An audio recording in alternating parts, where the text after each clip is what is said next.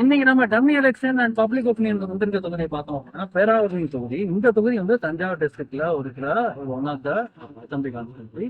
இந்த தொகுதியோட election history நம்ம பார்த்தோம் அப்படின்னா கிட்டத்தட்ட 13 தடவை வந்து எலெக்ஷன் ஹிஸ்டரி நடந்திருக்கு. இந்த 13 தடவைல 5 தடவை ஏடிஎம்கேக்கு, 2 தடவை டிஎம்கேக்கு, 2 தடவை காங்கிரஸும், 2 தடவை தமிழ் மாநில காங்கிரஸும், 1 தடவை தேமுதிகவும், 1 தடவை தேசியவும் இங்க ஜெயிச்சிருக்காங்க. ஜெயிச்சிருக்கோம் ரொம்ப ரொம்ப முன்னாடி 2வது வச்சு தான் நினைக்கிறேன். ஆனா இந்த தொகுதியில பார்த்தா அப்படின்னா காங்கிரஸ்க்கும் ஒரு செல்வாக்கு இருந்திருக்கு. முன்னாடி இருந்து காங்கிரஸ் கூட்டணியில இருக்கிறவங்க இங்க ஜெயிச்சிருக்காங்க. ஆனா தேமுதிக ஜெயிச்சது பாத்தீங்கன்னா ஏடிஎம்கே 2011 ஜெயிச்சிருக்கு. வாங்க இப்ப மக்கள்கிட்ட பேச போலாம். இப்போதைக்கு நிலைமை வந்து தேர்தல் நிலவரம் வந்து எப்படி இருக்கு, மக்கள் என்ன நினைக்கிறான்னு கேட்டு தெரிஞ்சுக்கலாம். விஜய் ஃபேக்டருங்கிறது இங்கே இருக்கு உட்காவதா இல்லையா அப்படிங்கிறது வந்து நம்ம தெரிஞ்சுக்கலாம்.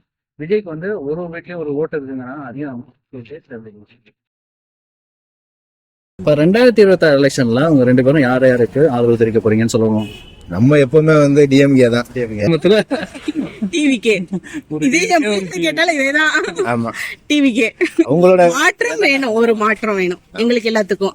இப்ப அவங்க இருக்காங்கன்னா எங்களுக்கு ஒரு சேஞ்சஸ் வேணும் அப்படின்னு நாங்க எதிர்பார்க்கிறோம். எங்க சேஞ்சஸ் வந்து எல்லாமே ஒரு விமர்சனம் தான் டிவிகே பத்தி. சேஞ்சஸ் அப்படிங்கிறது வந்து அவருக்கு என்ன மாதிரியான ஒரு மாற்றமா இருக்க போறாரு அப்படின்னு ஒரு கேள்வி வைக்கிறாங்க. அது அந்த இளைஞர்களுக்கு வந்து கொஞ்சம் ஊக்குவிப்பாங்க அப்படிங்கிறது.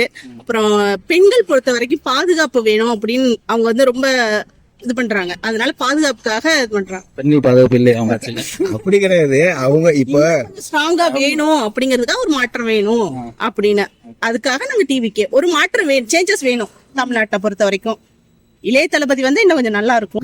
மேக்சிமம் என்ன இது பாக்குறாங்களோ எல்லாமே பண்ணி கொடுக்குறாரு. புதுசா ஏதோ பண்ணணும், ரொம்ப நாள் கழிச்சு அவர் வந்து வந்திருக்காரு. ஏன்னா அப்பா இருந்த காலத்துல இருந்து ஒன்னும் இதாகல, அவரால் ஜெயிக்க முடியல அம்மா இருந்ததுனால. அம்மா இருந்த காலத்துல வந்து நல்லா பண்ணிட்டு இருந்தாங்க. அம்மா இல்லாததுக்கு அப்புறம் ஏடிஎம்கேங்கிறது கொஞ்சம் இதா இருந்தது, வலுவில்லாத கட்சி ஆயிடுச்சு. இப்பதான் கொஞ்சம் ஸ்ட்ராங் ஆயிட்டு, கூட்டணி எல்லாம் சேர்ந்து ஸ்ட்ராங் ஆயிட்டு இருக்கு. ஆனா டிஎம்கேங்கிறது வந்து அசைக்க முடியாத ஒரு இதா வந்துருச்சு. ஏன்னா இப்ப மக்களோட ஆதரவு வந்து ரொம்ப அதிகமாயிருச்சு. அதே மாதிரி ஸ்டாலினும் வந்து தனக்கு அப்புறம் அந்த கட்சி வந்து போயிடக்கூடாது அப்படிங்கிறதுக்காக அவரும் வந்து ஏழை மக்களுக்கு வந்து எல்லாம் செய்யணும் அப்படின்னு சொல்லி நிறைய விஷயங்களை வந்து பார்த்து செஞ்சுட்டு இருக்காரு. அதுல இந்த 1000 ரூபாய் கொடுக்கறதா இருக்கட்டும், மற்றபடி வந்து மக்களுக்கு என்ன தேவை அப்படிங்கறத அவங்க இடத்துக்கே போய் தெரிஞ்சுக்கணும் அப்படின்னு அவர் நினைக்கிறார் இல்லையா. அதுவே வந்து அவரோட சக்சஸ் பெரிய இது. சரிங்களா. அதனால மக்கள் வந்து எவ்வளவு கட்சிகள் வருது, கூட்டணி வருது, அதை பத்தி அவர் கவலை இல்லை. ஏன்னா மக்கள் வந்து நமக்கு ஆதரவா இருப்பாங்க அப்படின்னு அவர் ஸ்ட்ராங்கா இருக்காரு. அதனால நாங்க அவருக்கு ஸ்ட்ராங்கா இருக்கிறோம். அவ்வளவுதான். நான் வந்து டிஎம்கேக்கு சப்போர்ட் பண்றேன். அவ்வளவுதான். எனக்கு ஸ்டாலின் வந்தா ஓகே அப்படின்னு நான் நினைக்கிறேன். அவ்வளவுதான். டிஎம்கே இருக்கட்டும், ஏடிஎம்கே இருக்கட்டும், அதர் கட்சியா இருக்கட்டும், எல்லா கட்சியுமே என்ன பண்ணுவாங்க அப்படின்னு எல்லாருக்கும் தெரிஞ்சிருச்சு. சோ இப்போ வந்து விஜய் வந்து என்ன பண்ணுவாருன்னு யாருக்கும் தெரியல. சோ அவர் என்ன பண்ணுவாரு அப்படிங்கிறதுக்காக தான் இவங்க வந்து சப்போர்ட் பண்ணாங்களே தவிர விஜய் இதைத்தான் பண்ணுவாருன்னு இவங்களாலையும் சொல்ல முடியாது. விஜய் நான் இதை தான் பண்ண போறேன்னு அவரும் சொல்ல முடியாது. ஏன்னா மேக்சிமம் 85-90% எல்லாமே பண்ணிட்டாங்க. என்ன தேவைங்கிறது எல்லாமே பண்ணிட்டாங்க. இனிமே புதுசா எதுவும் செய்ய போறது இல்ல.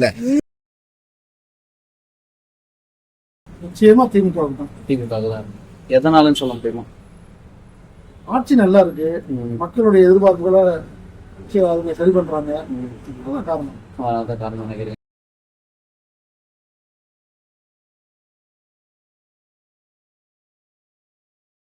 என்னுடைய ஆதரவு மு.க. ஸ்டாலினுக்கு தான். ஏன்னு சொல்ல முடியுமா? அவர் நிறைய செஞ்சிருக்காரு ஏழைப்பாளைகளுக்கு. அதனால அவருக்கு தான் ஓட்டு போடணும். நல்ல மனுஷன் அவரு. சரி, மற்ற கட்சிக்காரங்க விமர்சிக்கிறாங்கல்ல. இப்போ வந்து விஜய் விமர்சிக்கிறார், எடப்பாடி விமர்சிக்கிறார். அதை பத்திலாம் நீங்க என்ன நினைக்கிறீங்க? விஜய்க்கெல்லாம் வந்து இப்பதானே புது அனுபவம், அவருக்கெல்லாம் அரசியலை பத்தி தெரியாது. ஆமா, ஸ்டாலினே பரம்பரையா வர்றாங்க. அதனால அவருக்கு அரசியலை பத்தி தெரியும். நல்ல லேட்டா செய்வார் ஏழைப்பாளைகளுக்கு. அதனாலதான் அவருக்கு ஓட்டு போடணும்னு சொல்றேன். எடப்பாடி பழனிசாமி வந்து கரண்ட் பில் அதிகமாயிடுச்சு, விலைவாசி அதிகமாயிடுச்சுங்கிறாங்க. நாட்கள் அதிகமாக விலைவாசி அதிகமாக தான் ஆகும். மக்கள் ஜனத்தொகை பெருக அதிகமாக தான் ஆகும் விலைவாசி எல்லாம். ஒரு 10 ரூபா விற்கிற பொருள் இன்னொரு 10 வருஷம் சொன்னா 50 ரூபா விற்கும். அதெல்லாம் சொல்ல முடியுமா? இது நம்மளுக்கு நல்லது யார் செய்யறாலும் அவங்களுக்கு ஓட்டு போட வேண்டியதுதான்.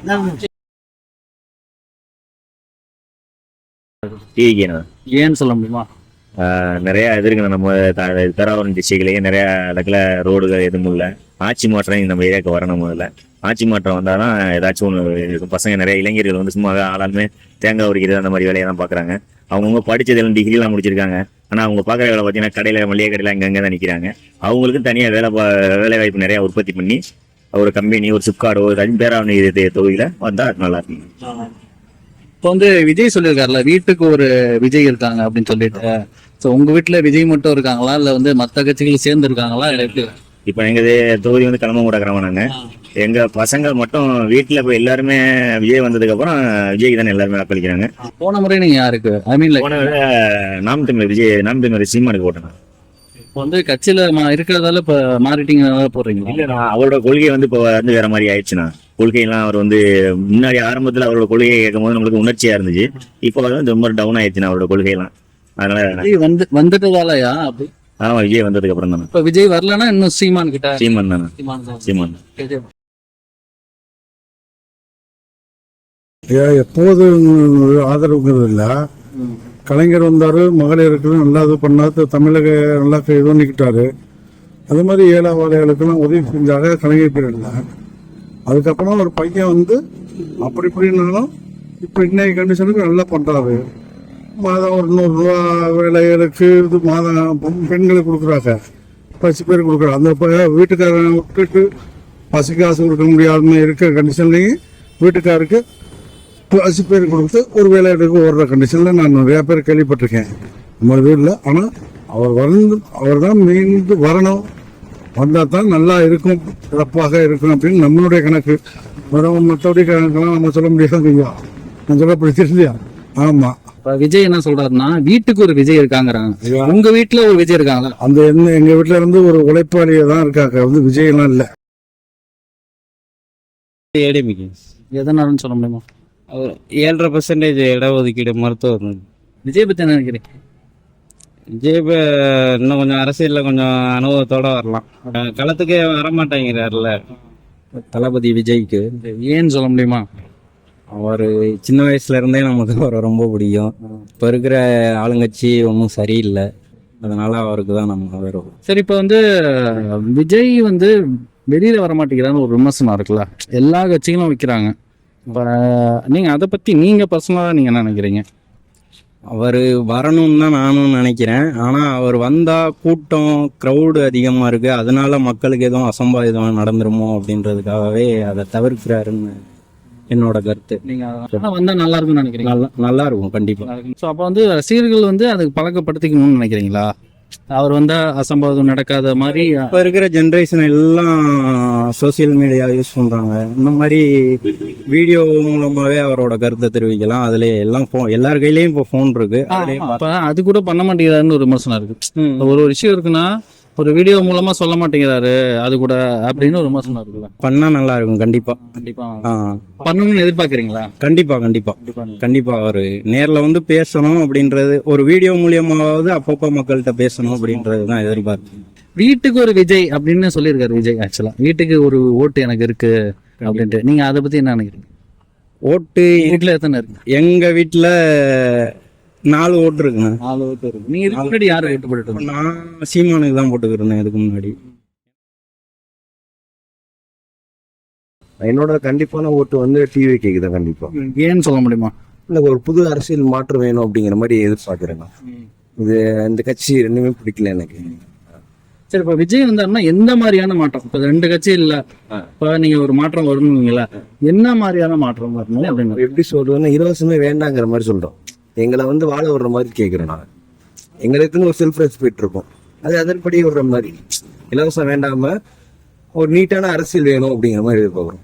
இப்ப விஜயும் வந்து நம்ம பைக் தரோம், 2 வீலர் தரோம் அப்படின்னு வீடு தரோம். அவங்களோட கேள்வி நல்லா இருந்துச்சு.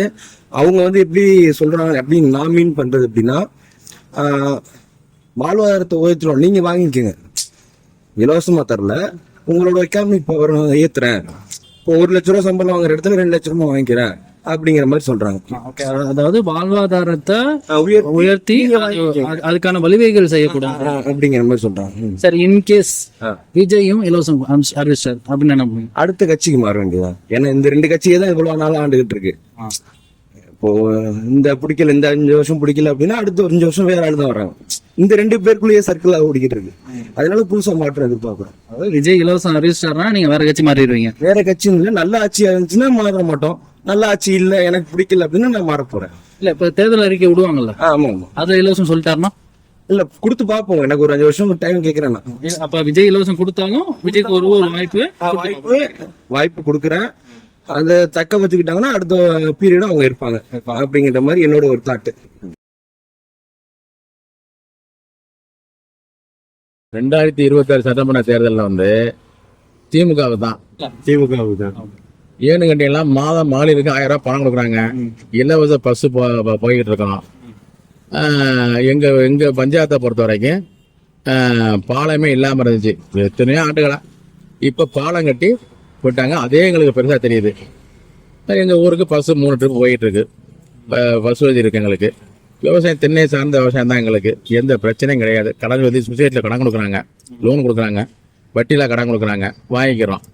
விவசாயத்தை வந்து இந்த அரசு கண்டுக்கலன்னு சொல்லிட்டு ஒரு விமர்சனம் பண்ணுது. இல்லப்பா அதெல்லாம் நல்லா இருக்குப்பா. எங்க பேராணி தூத்த வரைக்கும் தென்னை விவசாயம் அதிகமா இருக்கிறோம். தேங்காய் எல்லாம் வந்து நல்லா ஒரு தேங்காய் சராசரி வந்து இன்னைக்கு 25ல இருந்து 30 வரைக்கும் போகுது ஒரு தேங்காய். நின்ன ரேட்டு. அப்போ 1000 தேங்காய் எவ்வளவு விழுவும். அதான் நல்ல விவசாயத்துக்கு நல்ல விவசாயம் கிடைச்சிக்கிட்டு இருக்கு எங்களுக்கெல்லாம். நெல் எங்களுக்கு அதிகமா இல்ல. அதெல்லாம் நாகப்பட்டினம், திருவாரூர் அந்த நெல்லிச்சாவடியா போயிட்டு இருக்கு. எங்களுக்கு தென்னை விவசாயம் பொதுவா விவசாயமா சொல்றாங்க. விவசாயத்துக்கு இந்த திமுக அரசு நல்லா இதா இருக்கு. நல்லா பண்ணிக்கிட்டு இருக்காங்க. நல்ல சப்போர்ட்டா பண்ணிக்கிட்டு இருக்காங்கப்பா. மீண்டும் வந்தா தான் நல்லது நினைக்கிறோம். விஜய் அவர்கள் அப்படிங்கிற ஒரு இது வந்து அவரை பத்தி நீங்க என்ன நினைக்கிறீங்க? விஜய்க்கெல்லாம் ஒன்றும் சம்மந்தம் இல்லப்பா. இன்னைக்கு அளவுக்கு வந்து விஜய்க்கும் எடப்பாடி பழனிசாமியும் எதிர்கட்சிக்கு தான் போட்டி போடுறாங்க. ஆளுங்கட்சி போட்டி போடல. எதிர்கட்சி நானா நீயா, விஜயா எடப்பாடியால போட்டி போடுறாங்க. ஆளுங்கட்சி வரக்கூடிய முதல்வர் வந்து ஸ்டாலின் தான். ஸ்டாலின் தான் வருவாங்க. கண்டிப்பா அதுல ஒன்றும் மாற்றம் இல்லை. வீட்டுக்கு ஒரு ஓட்டு, வீட்டுக்கு ஒரு விஜய் இருக்காரு, வீட்டுக்கு ஒரு ஓட்டு எனக்கு இருக்கு அப்படின்னு விஜய் சொல்றாரு. உங்க வீட்டுல ஒரு ஓட்டு இருக்கா? இல்ல, எங்க வீட்டுல ஓட்டு இல்லப்பா. பையன் இருக்காப்புல, பொண்ணு எல்லாம் இருக்கு. அதெல்லாம் போட மாட்டாங்கப்பா. திமுக எதனாலும் சொல்ல முடியுமா? அவர் நிறைய செஞ்சிருக்காரு, நல்லது பண்றாரு. ஏன்னா எல்லா சப்போர்ட் நிறைய பண்றாரு. எல்லா வீட்லயும் சப்போர்ட் நிறைய இருக்கு. ஆமா, விஜய் வந்து ஒரு நடிகர் தான். அவருக்கு ஒண்ணுமே தெரியாது. அவருக்கு என்ன தெரியும்? ஒண்ணுமே தெரியாது. ஸ்டாலின் வந்து நிறைய செஞ்சுக்கிட்டு இருக்காரு. நல்லா நிறைய பாக்குறாரு, செய்யறாரு. எல்லா வழியிலயும் ஆதரவு கொடுக்குறாரு மக்களுக்கு. சரி, இப்ப விஜய் ஒன்று சொல்றாரு. நீங்க விஜய் சொன்னாலும் கேட்கறேன். விஜய் ஒன்று சொல்றா, எனக்கு ஒரு வீட்லயும் ஒரு விஜய் இருக்காங்க. அதாவது ஒரு வீட்லயும் எனக்கு ஒரு ஓட்டு இருக்கு அப்படின்னு சொல்றாரு. உங்க வீட்டுல ஒரு ஓட்டு இருக்கா? எந்த வீட்லயுமே ஓட்டு இல்லை அவருக்கு. அவர் ஓட்டு அவர் தான் போட்டுக்கலாம். வேற எங்கேயும் ஓட்டு இல்லை. இப்ப சிறுபான்மையினர் ஓட்டு வந்து டிவி கேக்கு இருக்குன்னு சொல்றாங்களே. இதெல்லாம் ஓட்டே கிடையாது. எல்லாம் ஓட்டு இல்லைன்னா இருக்குன்னா ஒண்ணுமே ஓட்டு இல்லாத ஆளுக்கு தான் ஓட்டு இருக்கு. ஓட்டு இல்லாத, ஆமா, ஓட்டு இருக்கிற ஆளுக்கெல்லாம் வந்து ஓட்டே கிடையாது. ஏன்னா ஒண்ணுமே ஓட்டு இல்லாத ஆளுக்கு தான் சும்மா கொத்தரிச்சுக்கிட்டு தெரியுது. இந்த முஸ்லீம், கிறிஸ்தவர்கள், தலித்துகள் ஓட்டு எல்லா ஓட்டுமே ஸ்டாலின் தான் ஃபுல்லாவே எல்லாமே. ஆமா. பேராவூரணி தொகுதியோட டம்மி எலெக்ஷன் அண்ட் பப்ளிக் ஒப்பீனியனை நாங்கள் முடிச்சிட்டோம். பேராவூரணி தான் ரொம்ப ரொம்ப ரொம்ப வந்து ஒரு டஃப்பான ஒரு தொகுதியாக இருந்துச்சு. கேட்குறவங்கலாம் வந்து பேச மாட்டேன், ஆக்சுவலாக வந்து சொல்ல மாட்டேன், அதுக்கப்புறம் ஈவன் டம்மி எலெக்ஷன் கவுண்ட் கூட பண்ண முடியாதுன்னு நிறைய பேர் வந்து ரிஜெக்ட் பண்ணாங்க. நார்மலாக 10க்கு 3 பேர் வந்து ஒரு சக்ஸஸ் ரேட் இருக்கும். ஆனால் இங்கே 10க்கு லைக் 1 தான், 1 இல்லை 1.5 அந்த ரேஞ்சில் தான் இருந்தது ஆக்சுவலாக சக்ஸஸ் ரேட்டு. ஸோ எனிவே எங்களால் முடிஞ்ச அளவுக்கு பண்ணியிருக்கோம். Let's start the counting process. As usual எப்பவும் போல 4 கிளாஸஸ் நம்ம வச்சிருக்கோம். இது வந்து டிஎம்கே, இது ஏடிஎம்கே கிளாஸ், இது வந்து டிவிகே, இது வந்து என்டிகே, அதாவது நாம் தமிழோட கிளாஸஸ். நம்ம வந்து எண்ணி அது கவுண்ட்ல வந்து நம்ம அந்த கிளாஸஸ்ல வந்து நம்ம போட போறோம். நாங்க இப்ப சீட் எல்லாம் கவுண்ட் பண்ணி முடிச்சு அந்த கட்சியோட கிளாஸஸ் எல்லாம் போட்டு வச்சாச்சு. ஏஜ் வைஸா நோட் பண்ணி வச்சாச்சு. இப்போ ஒவ்வொன்றா சொல்ல போறேன். இந்த வாட்டி 4வது இடத்து வந்து நாம் தமிழ் கட்சி வந்து பிடிச்சிருக்கு. ஆஸ்யூஷுவல் 4வது இடத்துக்கு வந்து நாம் தமிழர் வந்துருக்கு. ஆனா போன தடவை விட 1 ஓட்டு 2 ஓட்டு இல்லாம இந்த வாட்டி ஒரு 8 ஆதரவு சீட்டுக்கு வந்து நாம் தமிழருக்கு வந்திருக்கு பேராவூர். அந்த 8 ஆதரவு சீட்ல பார்த்தோம் அப்படின்னா 18ல இருந்து 29 2 ஆதரவு சீட்டுகள், 30ல இருந்து 39 4 ஆதரவு சீட்டுகள், 40ல இருந்து 49 வந்து 2 ஆதரவு சீட்டுகள். மொத்தமா 8 ஆதரவு சீட்டுகள் வந்திருக்கு. அதுல 2 ஆதரவு சீட்டுகள் வந்து பெண்களோட ஆதரவு சீட்டுகள். அடுத்து ஏடிஎம்கே கவுண்ட் சொல்ல போறேன். ஏடிஎம்கே கவுண்ட் நாம பார்த்தோம் அப்படின்னா 18 to 29 வந்து 4 ஆதரவு சீட்டுகள் வந்திருக்கு. 30ல இருந்து 39 வந்து 2 ஆதரவு சீட்டுகள் வந்திருக்கு. 40ல இருந்து 49 வந்து 6 ஆதரவு சீட்டுகள் வந்திருக்கு. 50ல இருந்து 59 வந்து 4 ஆதரவு சீட்டுகள் வந்திருக்கு. 60ல இருந்து 69 வந்து 2 ஆதரவு சீட்டுகள் வந்திருக்கு. 70+ வந்து 1 ஆதரவு சீட்டுகள் வந்திருக்கு. மொத்தமா 3வது இடத்து வந்து ஏடிஎம்கே வந்து இந்த வாட்டி எங்களோட டம்மி எலெக்ஷன் பிடிக்குது. மொத்தமா பார்த்தோம் அப்படின்னா 19 ஆதரவு சீட்டு அதுக்கு வந்திருக்கு. அந்த ஏடிஎம்கேயோட 19 ஆதரவு சீட்டுல பார்த்தோம் அப்படின்னா 4 அவங்க கூட்டணி கட்சியான பிஜேபியோட ஆதரவு சீட்டுகள், அந்த 19ல வந்து 4 பெண்களோட ஆதரவு சீட்டுகளும் டிஎம்கேக்கு வந்திருக்கு. இப்போ 3ஆவது பிளேஸ் யாரும் பார்த்தாச்சு, 4ஆவது பிளேஸ் யாரும் பார்த்தாச்சு. யார் இப்போ ஃபர்ஸ்ட் பிளேஸ், யார் 2வது பிளேஸ் பிடிக்க போறா அப்படின்னு நம்ம பார்க்க போறோம். கவுண்டர் நாங்கள் ஆல்ரெடி எண்ணி வச்சிருக்கோம். நான் இப்போ வந்து டிஎம்கேல இருந்து ஸ்டார்ட் பண்ண போறேன். 18-29 பார்த்தோம் அப்படின்னா கிட்டத்தட்ட 4 ஓட்டு வந்திருக்கு. அந்த 4 ஓட்டுமே வந்து ஃபீமேலோட ஓட்டு. பிட் சர்ப்ரைஸ் தான் எனக்குமே. ஆக்சுவலா நெக்ஸ்ட் வந்து பார்த்தோம் அப்படின்னா 30-39 வந்து 4 ஓட்டு, 40-49 வந்து 8 ஓட்டு வந்திருக்கு, 50-59 வந்து 10 ஓட்டும், 60-69 வந்து 8 ஓட்டும், 70+ வந்து ஒரு 4 ஓட்டும் வந்திருக்கு. மொத்தமா பார்த்தோம் அப்படின்னா 38 ஓட்டுகள் வந்து டிஎம்கே வந்து ஆதரவு சீட்டுகள் வந்து வந்திருக்கு நமக்கு. அதுல வந்து 6 ஓட்டு வந்து ஃபீமேலோட ஓட்டு வந்து வந்திருக்கு. ஓகே, இப்போ வந்து டிஎம்கேவோட ஓட்டு எண்ணியாச்சு. இப்போ வந்து யார் இப்போ ஃபர்ஸ்ட் பிளேஸ் இந்த செகண்ட் பிளேஸ் அப்படிங்கிறது வந்து டிவிகேவோட ஓட்டு கவுண்ட் எண்ணதுக்கு அப்புறம் உங்களுக்கு இப்போ தெரியும். இப்போ வந்து 18-29 வந்து 7 ஓட்டுகள் வந்திருக்கு, 30-39 வந்து 8 ஓட்டுகள் வந்திருக்கு, 40-49 வந்து 7 ஓட்டுகள் வந்திருக்கு, 50-59 வந்து 2 ஓட்டுகள் வந்திருக்கு, 60-69 எதுவும் டிஸ்டாகல, 70+ எந்த ஓட்டும் வரல. மொத்தமா பார்த்தோம்னா டிவிகேக்கு வந்து 24 ஓட்டுகள் வந்திருக்கு. அந்த 24 ஓட்டுகள்ல வந்து 10 ஃபீமேல் ஓட்டுகள் வந்து வந்திருக்கு. இது மூலமா வந்து உங்களுக்கே தெரிஞ்சிருக்கும், டிஎம்கே வந்து 38 ஓட்டுகளோட ஃபர்ஸ்ட் பிளேஸும், டிவிகே வந்து 24 ஓட்டுகளோட 2வது பிளேஸும் இந்த பேராவூரணி தொகுதியை பொறுத்தவரையும் எங்க டம்மி எலெக்ஷன் வந்து பிடிக்குது. நான் ஆஸ் யூஸ்வல் நாங்கள் சொல்றதுதான், இதுதான் ஃபைனல் ரிசல்ட்டா வருமா அப்படின்னு கேட்டிங்கன்னா எங்களுக்கு அது தெரியாது. எலெக்ஷன் முடிஞ்சதுக்கு அப்புறம் தான் அது எல்லாருக்குமே தெரிய போகுது. ஏன் அப்படி சொல்றோம்னா அகைன் எங்களோட சக்சஸ் ரேட் அப்படிங்கிறது இந்த 10 பேர்ட்ட நம்ம கேட்குறோம்னு ஆன் கேம்ல பேசுறதுங்கிறது 10க்கு 1 தான் ஆக்சுவலா. ஸோ வந்து அது வந்து இன்னும் கம்மியாக இருக்கும். ஸோ பேராவூரில் வந்து ரொம்ப ஒஸ்ட் ஆக்சுவலாக. ரொம்ப நம்ம ஆல்ரெடி சொன்ன மாதிரி டஃப் டைமாக இருந்தது எங்களுக்கு பேராவூரணி தொகுதியை பொறுத்த வரைக்கும் அப்ரோச் பண்ணுறதுலாம். ஸோ வந்து நிறைய பேர் சொல்ல மறுக்கிறாங்க. வந்து இந்த தொகுதியும் கிடையாது, காமனாக வந்து எல்லாத்துக்கும் ஒரு இது வரைக்கும் ஒரு 15-17 தொகுதி போயிருப்போம். நிறைய வந்து யாருக்கு ஓட்டு போடுவோம் அப்படிங்கிறத வந்து சொல்கிறது வந்து அவங்க வந்து விருப்பம் இல்லை. நாங்கள் அவங்களுக்கு ஃபோர்ஸ் பண்ணுறதும் இல்லை. யார் ஆன் கேமில் வந்து பேச ரெடியாக இருக்காங்களோ, யார் வந்து இங்கே டெமினேஷன் கலந்துக்கிறாங்களோ அவங்களோட ஒரு கலெக்ஷன் ஆஃப் சாம்பிள்ஸ் தான் இது. ஸோ அதனால தான் சொல்ல திரும்ப இதே வந்து எலெக்ஷனில் வருமா அப்படிங்கிறது வந்து எங்களுக்கு வந்து ஃபுல்லு சொல்ல முடியாது. அந்த எலெக்ஷனோட ரிசல்ட் வந்தால் தான் நமக்கு அது தெரியும். ஆஸ் ஃபார் அஸ் நாங்கள் மீட் பண்ண பீப்புள் அவங்கள்ட்ட கலெக்ட் பண்ண சாம்பிள்ஸை பொறுத்த வரையும் இதுதான் ரிசல்ட். பேராவூரணியை பொறுத்த வரையும் மொத்தமாக பேராவூரணி தொகுதியை பொறுத்த வரையும் 89 சாம்பிள்ஸ் வந்து நம்ம கலெக்ட் பண்ணியிருக்கோம். இதில் வந்த ரிசல்ட் தான் இது. வேற ஒரு தொகுதியோட நம்ம வந்து எலெக்ஷன் வந்து டேட் அனௌன்ஸ் பண்ணுறதுக்குள்ள ட்ரை டு கவர். நீங்கள் பேராவூரணி தொகுதியிலேருந்து இருந்தீங்க அப்படின்னா எங்களுக்கு நீங்கள் எந்த கட்சிக்கு சப்போர்ட் பண்ணுறீங்க அப்படின்னு எங்களுக்கு கமெண்ட்டில் சொல்லுங்கள். அது மட்டும் இல்லாமல் வேற நெக்ஸ்ட் வந்து எந்த டெல்டா தொகுதி வந்து நாங்கள் போகணும் அப்படின்னு வந்து எங்களுக்கு கமெண்ட்டில் சொல்லுங்கள். Will try to go. அது மட்டும் இல்லாமல் வேற ஏதாவது டெல்டா தொகுதி இல்லாமல் வேற தொகுதியாக இருந்தாலும் எங்களுக்கு சொல்லுங்கள்.